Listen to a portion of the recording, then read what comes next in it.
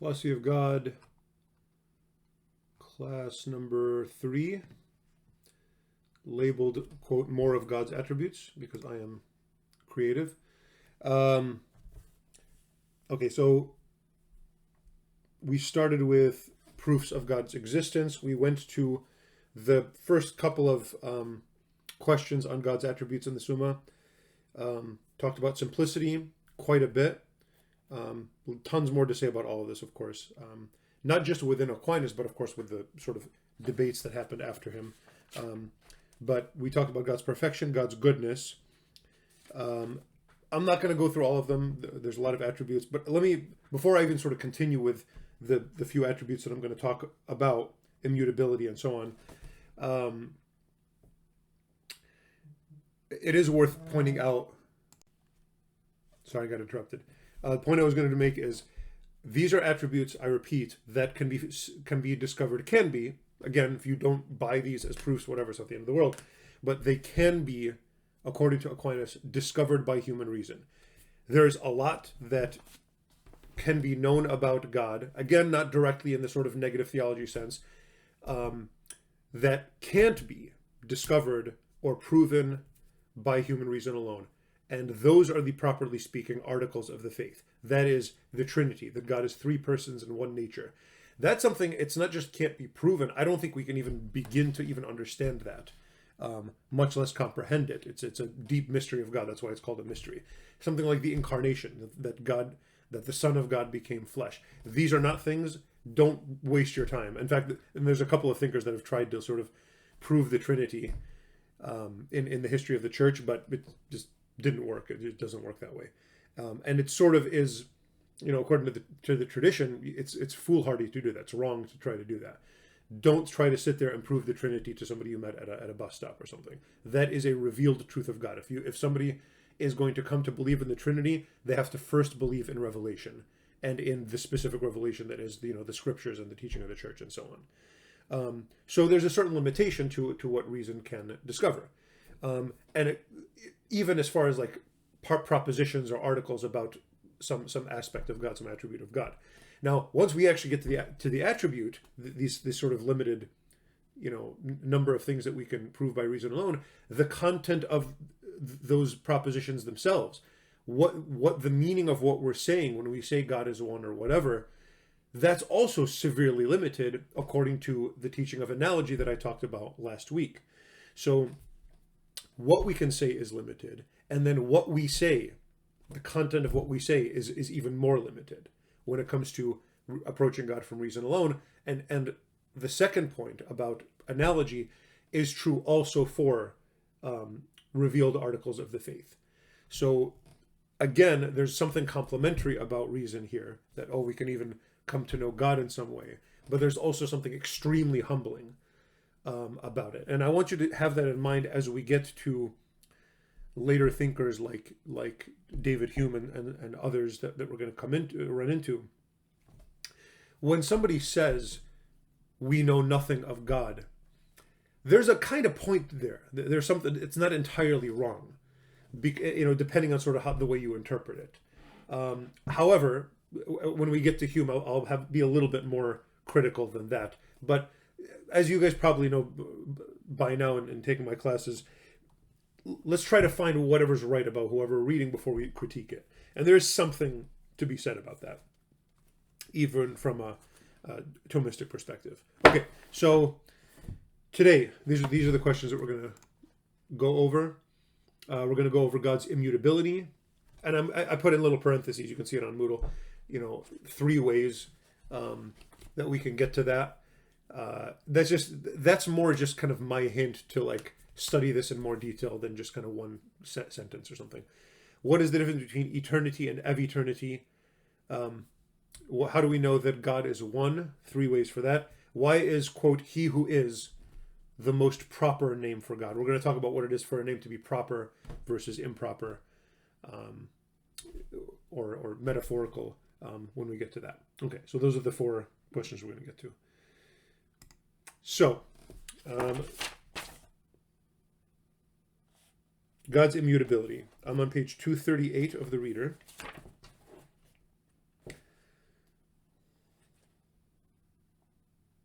What does immutable mean? Well, mutable means changing or changeable, and immutable means unchangeable. So how do we know that God is unchanging? You can probably guess what the foundation of this is if you've been paying attention. And as I hinted last week, God's simplicity is going to be the foundation for a lot of this stuff. So page 238, he gives these three reasons. Let's kind of work through them.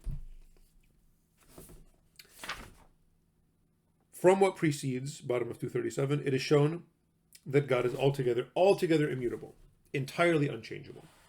First, next page. Because it was shown above that there is some first being, whom we call God, and that this first being must be pure act, all this is familiar by now, without the admixture of any potentiality, for the reason that absolutely potentiality is posterior to act. That's a principle I've been sort of like skipping over it as we go. It's a kind of fundamental metaphysical principle in Aristotle. Aquinas adopts it. I don't really want to spend time arguing for it, but the idea that there is, we're going to talk a little bit about it next week, that something can be naturally prior to another as opposed to before something in time. So me letting go of the pen and then the pen hitting the desk, me letting go of the pen is before it in time. The pen hitting the desk is posterior, is after it in time. However, there's another kind of before and after that really isn't dependent on time, at least in the teaching of Aquinas. Maybe modern physics might have sort of different ideas about this, but modern physics has an entirely different idea of time anyway, so I'm not too worried about that. But for example, I don't know how to do this without dropping stuff everywhere. So I've got this thing. It's a Snark. It's a music tuner. So let's say I've got this on this little journal. So now the pen is touching the Snark, and then I start to move it. Which one moves first? Well, unless you get to the tiny little atomic level, they're actually both moving at the same time. So the pen moving, let's say right now, which one's moving first? Well, they're both moving at the same time. So in time, neither one is before the other. However, the pen moving is the cause of the tuner moving. So that means it's sort of prior by nature. Okay, that's one way to talk about natural priority in the sense of causality. There's another sense in which actuality is first to potentiality. Why? Well, according to definition, or according to sort of just the very nature of the thing, a tree is ontologically prior to a seed. Why? Because the seed has no meaning whatsoever, no purpose other than to become a tree. So the seed is sort of defined by the tree. So let's say you have a pumpkin seed. I guess it's not a tree, but whatever. You have a pumpkin seed. The pumpkin seed, at least in a certain sort of bracketing of time, the pumpkin seed comes before the pumpkin plant. But what it is to be a pumpkin seed is defined by a pumpkin plant. A pumpkin seed is that which becomes a pumpkin plant when it grows. And in the sense of the sort of meaning or nature of what a seed is, a plant is prior, because it's sort of needed to understand, or to sort of, for the seed itself to be a thing at all. Okay, that might be a little bit confusing, but just sort of trust me for now. We're going to talk more about natural priority in next week's lecture. Okay. So actuality is prior to potentiality, and potentiality is posterior to act. Now, everything which is in any way changed is in some way in potentiality. Hence, it is evident that it is impossible for God to be in any way changeable. So how do we know that God can't change? Because he has no potentiality. And potentiality means the possibility of changing, the ability to change. And if God has no potentiality, that means he has no possibility of changing. Therefore, he can't change. It's very sort of clean, little, short and sweet argument. Again, though, based on Aristotelian physics and a lot of these principles that are not really sort of easy to understand or very well accepted today. So I just wanted you to sort of be aware of that. That's, of course, why you guys took philosophy of nature before taking this class. Okay. Second reason that God is immutable.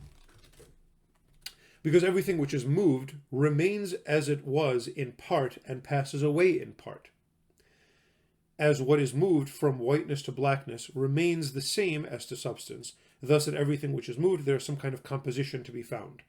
Okay, this goes back to, again, what we learned in philosophy of nature, the two types of change. There's the change of accidents, accidental change, and there's a change of substance, substantial change. In both of them, remember, there's something called the underlying. There's something that remains the same throughout the process of change. It doesn't pop out of nowhere, like wine doesn't come out of nowhere. It doesn't come out of like a vacuum. It comes out of grape juice. So there's something that was sort of there before. Grape juice is gone by the end. What is it that underlines this substantial change? We named it prime matter in philosophy of nature. But there is something that's sort of there. And then in accidental change, when you boil water, the coldness of the water is gone. The boiling is new, but the water itself was there at the beginning and at the end. I'm just reviewing philosophy of nature a little bit. Now, in both of those types of change, there are parts, there's composition. In a substantial change, there's the composition of matter and form. In an accidental change, there's the composition of substance and accidents. But there are parts in either case. However, it has been shown above, in God there is no composition. We talked about that when we talked about God's simplicity last week. For he's altogether simple. Hence, it's manifest that God can't be moved. So every type of motion requires parts, but God doesn't have parts, therefore he can't change. Another sort of short and sweet argument.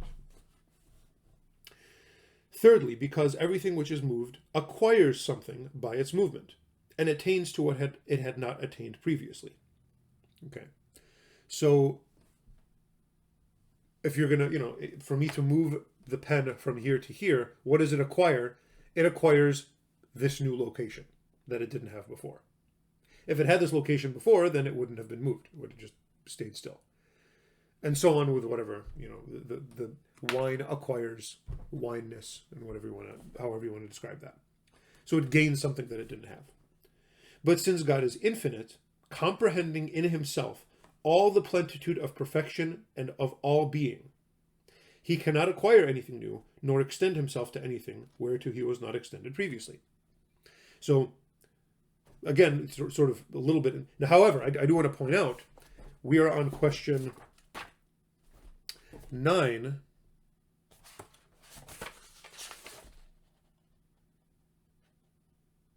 Oh, no, I was wrong. So we skipped over in this class the infinity of God. That was something he proved 2 questions earlier.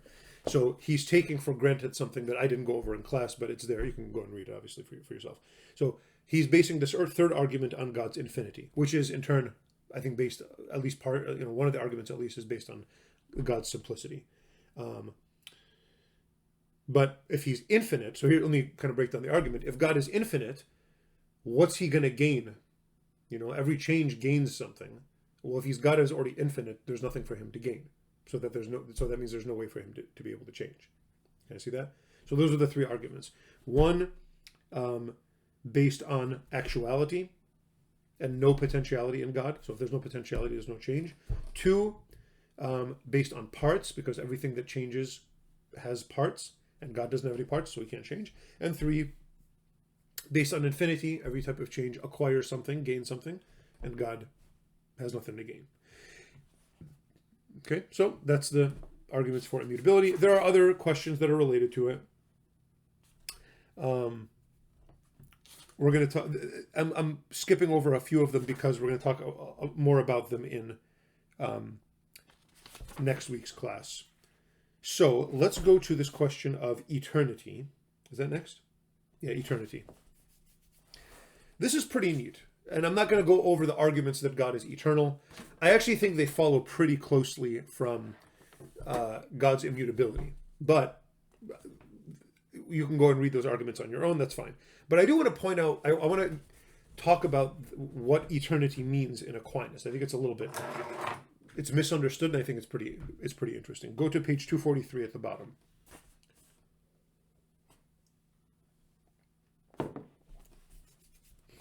I answer that. As we attain to the knowledge of simple things by the way of compound things, so we must reach the knowledge of eternity by means of time. Okay, here's the sort of parallel he's setting up. This goes all the way back to the beginning of Aristotle's physics that you guys read in Philosophy of Nature. That how do we get scientific knowledge? Well, we start with the stuff that's sort of around us. And what's around us? Well, stuff like like little bodies and rabbits and trees and rocks and whatever. So we start from what's before our senses, and we work through them and towards a scientific knowledge that is unchanging and necessary and eternal and whatever, all that. Okay. So he's saying there's a parallel. We attain knowledge of simple things, namely those universal scientific principles, by way of compound things, that is, rabbits and rocks. In that way, we work through one to the other. In that way, we reach to the knowledge of eternity by means of time. So you can already sort of guess where he's going here. Time is a compound thing with parts and pieces that kind of work together or whatever. And eternity is going to be something simple, the way these universal ideas are. There's a parallel there. Okay. Now let's look at his definition of time. And he gets this from Aristotle. By means of time, which is nothing but the numbering of movement by before and after. What is time? Time is the counting of motion. It's the measure of change by before and after, or by counting, numbers or whatever. It doesn't really, the arbitrariness of are we counting hours or minutes or whatever, it's irrelevant to Aquinas and Aristotle. If there's before and after, you can number it, you can call it hours or minutes or seconds or whatever. If there's before and after, what you're counting is a type of change. And if there's no change, if there's nothing that is moving, there's no time. Okay. So since succession, that's before and after, occurs, not just the HBO show, occurs in every movement, and one part comes after another, the fact that we count before and after in movement makes us apprehend time, which is nothing else but the measure of before and after in movement. So time has a kind of subjective element. We're the ones that count it. Now, it's not to say at all that if there's no human beings to count, that means there's no motion. But there's not going to be an awareness of time without somebody being aware of it. We talk a little bit about ideas like this in Philosophy of Men. Okay. Now, in a thing bereft of movement, however, so a thing without movement, I'm not very fond of Aquinas and other medieval philosophers talking about this. He could have just said God, because God is the only thing that is bereft of movement. However, a thing bereft of movement, which is always the same, there is no before or after. So in God, there is no before or after, because there's no change, which we've already talked about. As therefore the idea of time consists in the numbering of before and after in movement, so likewise the apprehension of the uniformity of what is outside of movement consists the idea of eternity. What is eternity? Eternity is the awareness of immutability. The way that the awareness of change is time, the awareness of unchangingness is eternity. Okay? So eternity, just in the same way that time is an awareness, is an apprehension, eternity is also an awareness. But their object is what's different. Time is the awareness of change. Eternity is the awareness of immutability, of unchangingness. I think that's very interesting. So that's eternity, is the awareness of unchangingness.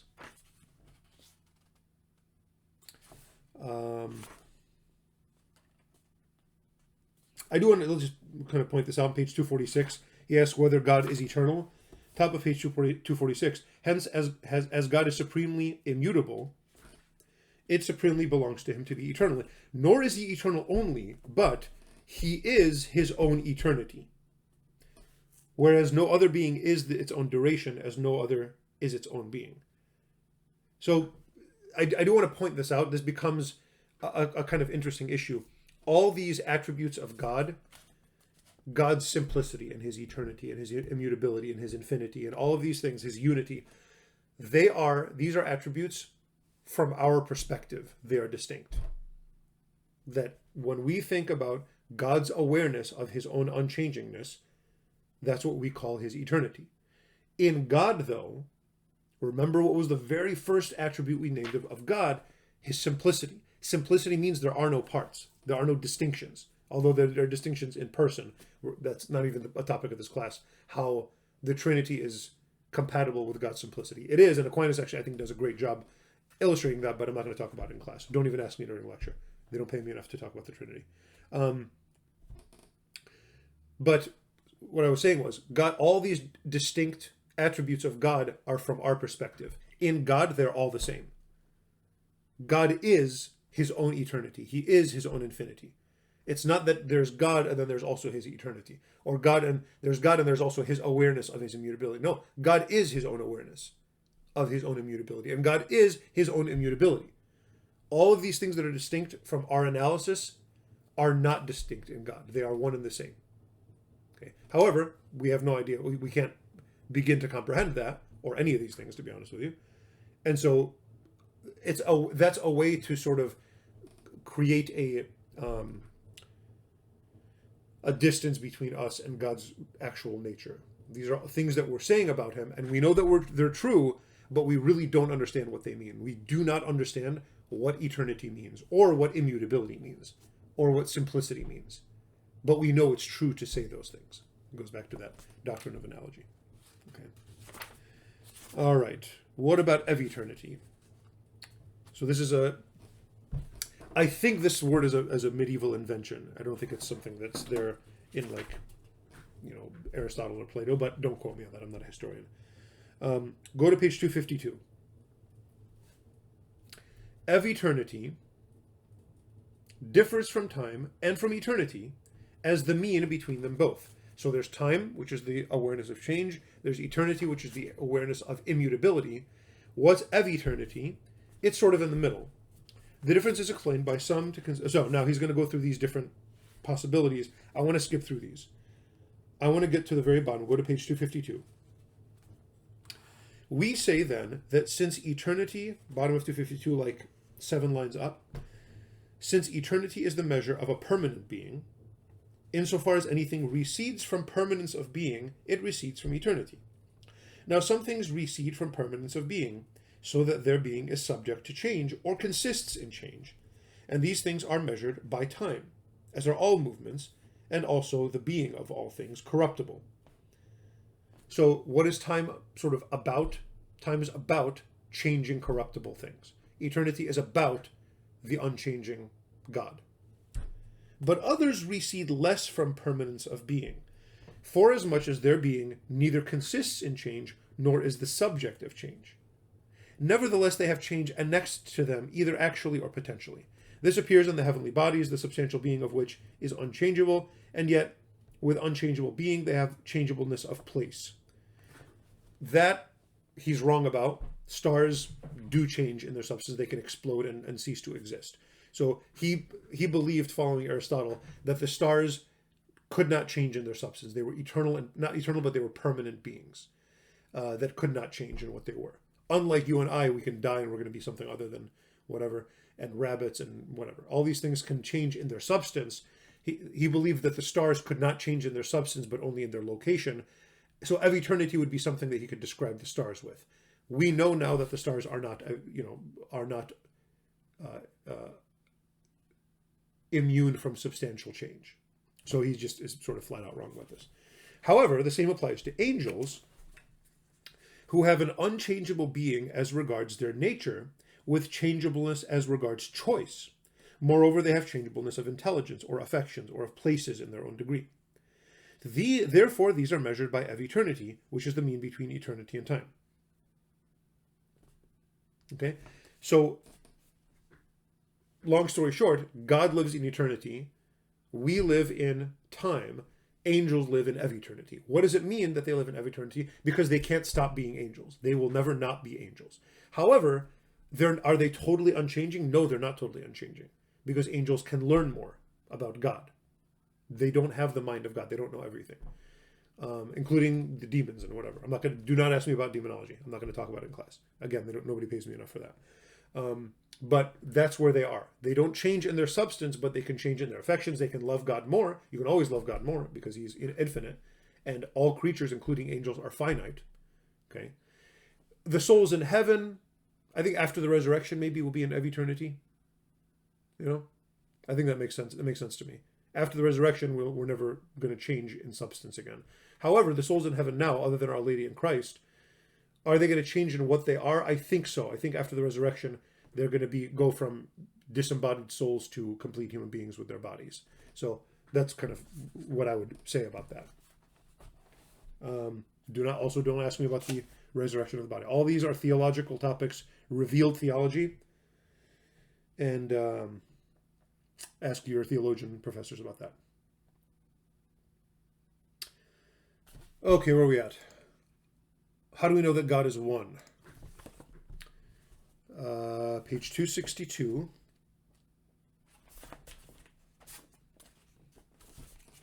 Again, 3 ways. These are nice. I like these. I mean, it is worth pointing out. I think it's interesting that God being one is like one of the last things he talks about. I'm not sure exactly why. It might be a good paper topic. But let's go to page 262 and check them out. I answer that it can be shown from these 3 sources that God is one. First, from his simplicity. He's not known with simplicity. It's very, very important to Aquinas that God is simple.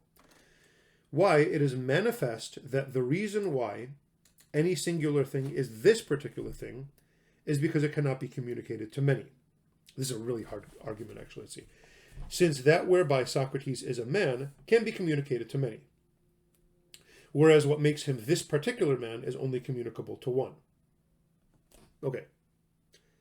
If there were many human beings, the fact that there are many human beings means that being a human being is something that you can communicate to many. Okay. Now, what does he want to prove? He wants to prove that being God is something that you can't communicate to many. Right? That's sort of the goal of this argument. So being God is different than being a human being, because that can be communicated to many. Somehow, he has to show that being God can't be communicated to many. Therefore, if Socrates were a man, by what makes him to be this particular man, as there cannot be many Socrateses, so there could not in that way be many men. Okay, so there's sort of 2 aspects here. One is what makes Socrates, or whoever you want, to be a human being. That can be communicated to many. What makes Socrates, though, can't be. That's what makes him an individual. Okay? So what defines somebody as an individual is different than what defines them as a member of a species. You guys see that? So apply it to yourself. Whatever it is that makes you human is shared among everybody else, all of the human beings. What is it that makes you can't, it's only yours. Okay. Now, Aquinas is going to say, if those 2 things happen to be the same, there must only be one of those things. If what makes you the kind of thing you are is the same as what makes you who you are as an individual, then there can only be one kind of you. Okay. But this belongs to God alone. For God himself is his own nature, as was shown above, based on God's simplicity. Remember, his essence, so Socrates' essence is human. His existence is the fact that he exists, and it has to do with his individuality. Okay. And in fact, in sort of very sophisticated Thomistic metaphysics, the thing that makes something to be an individual is the act of existence. Okay. There's a little bit of an argument about that, but I think that's probably right. And so he's saying if something's essence and their act of existence are the same, then there can only be one of those things, because that can't be communicated to many. That essence can't be communicated to many. And that's exactly the case with God, as we saw in the argument for God's simplicity. Therefore, there's a typo in this whatever translation or whatever. In the very same way God is God, cross out and. That's just a typo. In the very same way that God is God, he is this God. Impossible is it, therefore, I don't know why they phrased it that way. It is therefore impossible that many gods should exist. All right. That's a kind of a mouthful of an argument, but I hope you followed it. Okay. Secondly, the second and third ones are a lot easier. This is proof from the infinity of his perfection. For it was shown above that God comprehends in himself the whole perfection of being, back to that infinity of God argument that I kind of regret skipping over now, but whatever. If then many gods existed, they would necessarily differ from each other. Okay, so far so good. If there were two gods, well, they would have to be different somehow. Otherwise, if they were exactly the same in every possible way, that's what's called being one. Okay, but if there's more than one, if there's two of them, well, they've got to be different somehow. Okay, so far so good. Something therefore would belong to one which should not belong to the other, right? And if this were a privation, one of them would not be absolutely perfect. And if it were perfection, one of them would be without it. So it is impossible for many gods to exist. Hence, so let me go through the argument before I get to this ancients thing. What's the argument? Okay, if there's two gods, well, they're different in some way. What's the difference? Well, the difference is going to be either something missing or something added. If something's missing, then God number two isn't infinite, and therefore he's not God. If it's something good, that means, again, God B is not God because he's missing that other perfection. So if God is infinite, that means he possesses every single possible goodness. Therefore, there can only be one of them. Okay, you guys sort of see how that works? And he says, he kind of quotes these authorities. The ancient philosophers, Plato and Aristotle, famously, constrained as it were by the truth, when they asserted an infinite principle, asserted likewise that there was only one such principle. So he's saying, like, even non-Judeo-Christian philosophers concluded that there was one God. Now, it is worth saying that Aristotle, in the Metaphysics, he does speak of certain sort of deities. So there are sort of gods for Aristotle, but there's also another big chunk of the Metaphysics where he says that the prime mover can only be one. But then there's also other places where he says, well, there's many prime movers. So Aristotle's a little bit confusing on this, but I do think that Aristotle does assert the unity of God. Okay. His God is really weird, and it's kind of not a personal being, really. I'm not going to go into that anyway. We can talk about it in class if you want. Thirdly, third argument of God's unity. This is shown from the unity of the world. This isn't the strongest argument, but it's all right. For all things that exist are seen to be ordered to each other, since some serve others, but things that are diverse do not harmonize in the same order unless they are ordered thereto by one. I'm just going to summarize this. It's a little bit, it might have a couple of leaks. You need to really check all the corners before you see this as an airtight argument, but it's probably right. That the universe seems to be a kind of unity. There's one universe. There's and maybe in our language today we would say there's sort of one set of laws for the whole universe, and that sort of suggests that it came from one source. All right, I guess that's fine. It's not really the most airtight argument.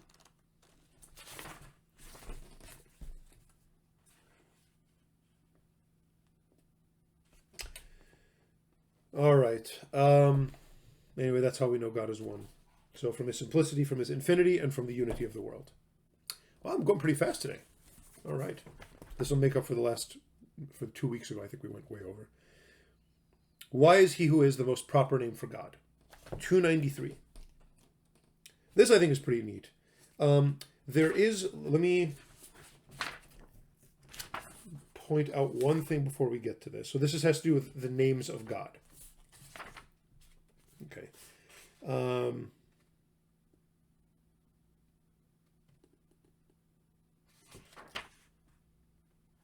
Let me see. Let's go to page 268.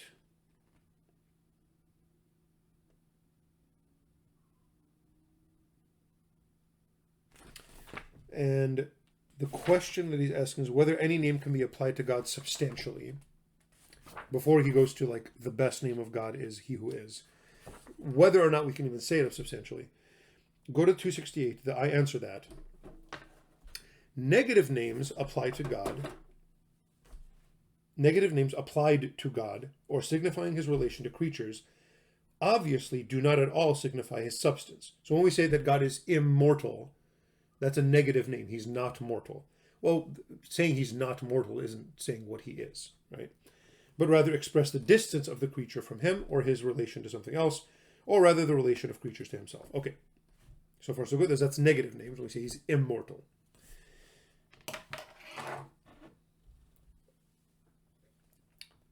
However, as regards absolute and affirmative names of God, as good or wise and the like, there have been many opinions given. For some have said that all such names, although they are applied to God affirmatively, nevertheless have been brought to use more to express some remotion from God, rather than to express anything that exists positively in him. Hence they assert that when we say that God lives, we mean that God is not like an inanimate thing. And the same manner applies to other names. And this was taught by Rabbi Moses, who is Moses Maimonides, who's a very famous medieval Jewish philosopher. Others say that these names applied to God signify his relationship toward creatures. Thus, in the words God is good, we mean God is the cause of goodness of things. Okay. Now, he's going to take exception to this. He's not 100% negative here. But let's take a look at this. It's a little bit nuanced here.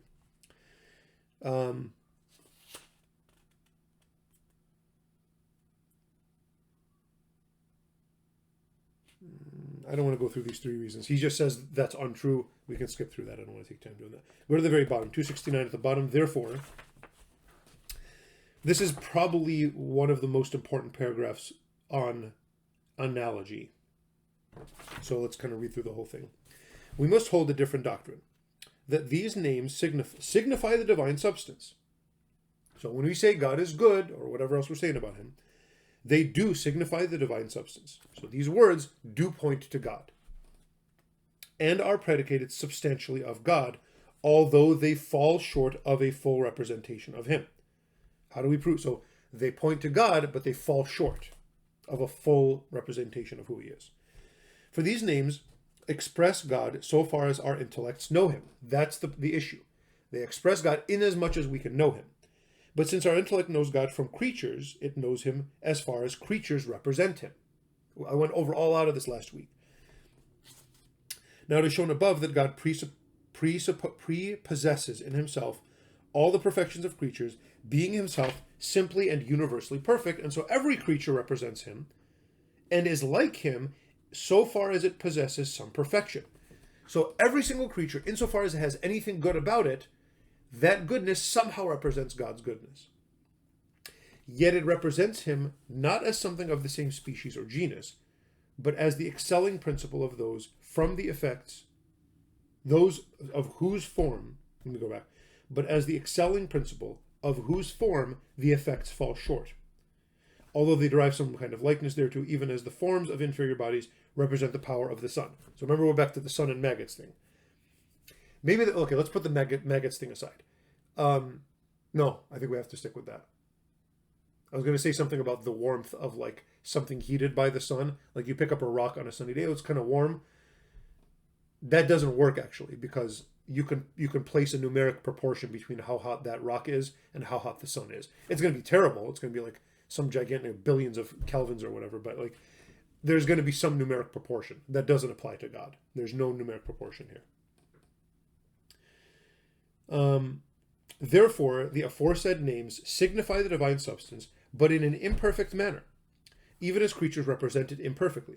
So when we say God is good, the meaning is not God is the cause of goodness or God is not evil, but the meaning is whatever good we attribute to creatures pre-exists in God and in a more excellent and higher way. Hence, it does not follow that God is good because he causes goodness, but rather on the contrary, he causes goodness in things because he is good. Okay, so that's kind of a review of analogy.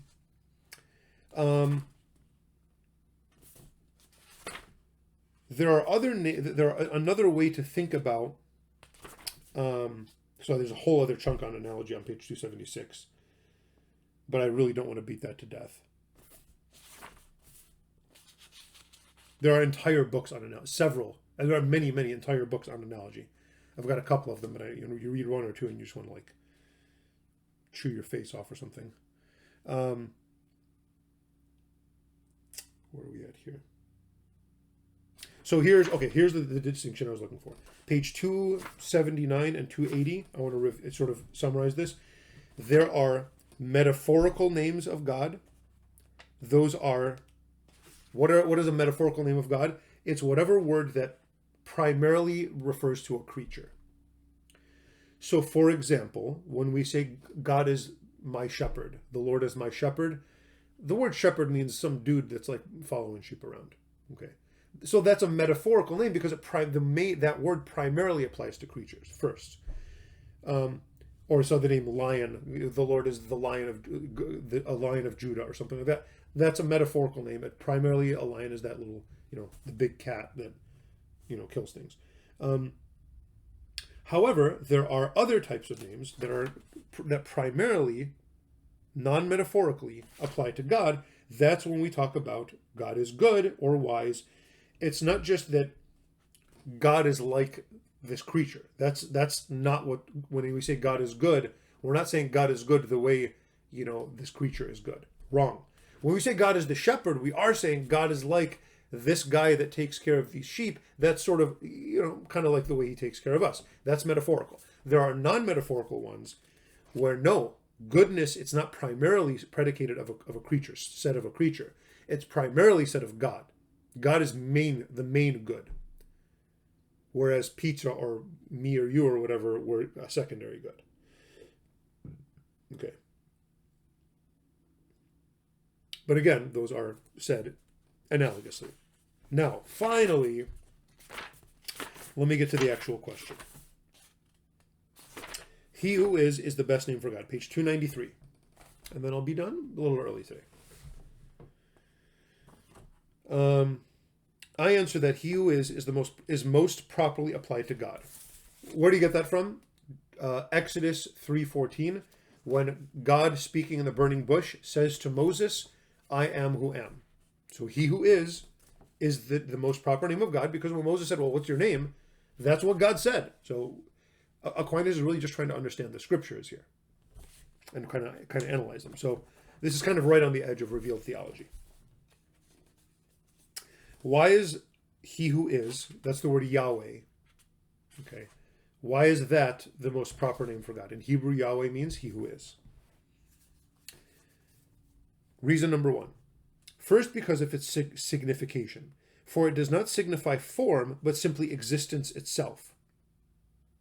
Hence, since the existence of God is his essence itself, which can be said of no other, it is clear that among other names, this one specifically denominates God, for everything is denominated by its form. Okay, let me start at the end and work backwards.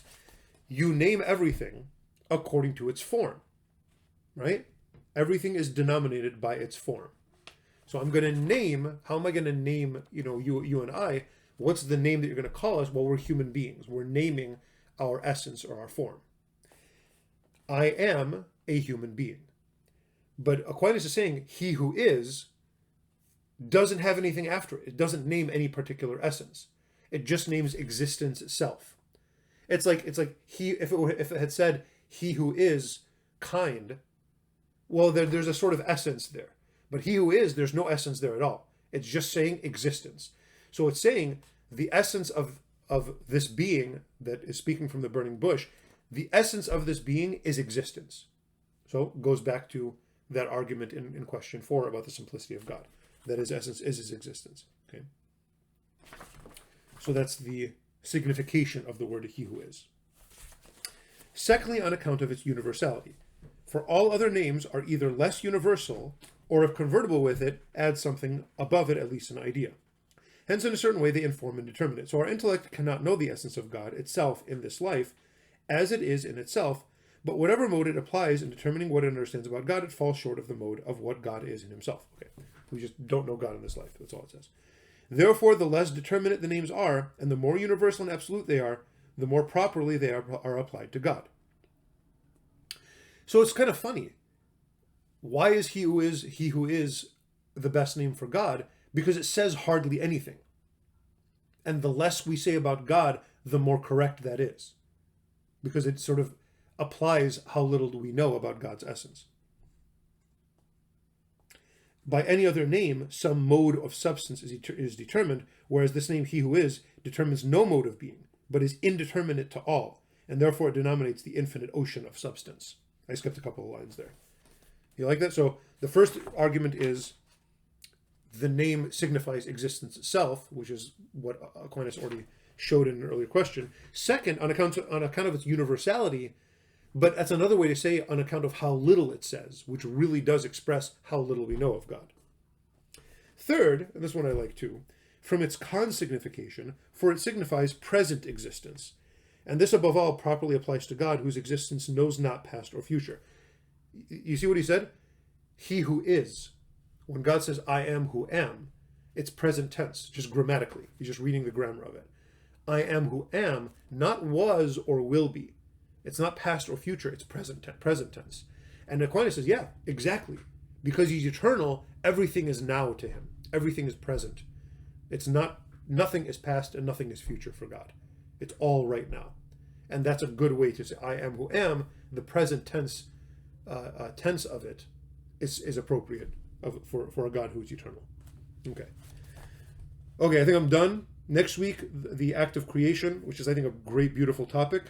And then we'll go on from there. All right, I will see you in person pretty soon. Peace out.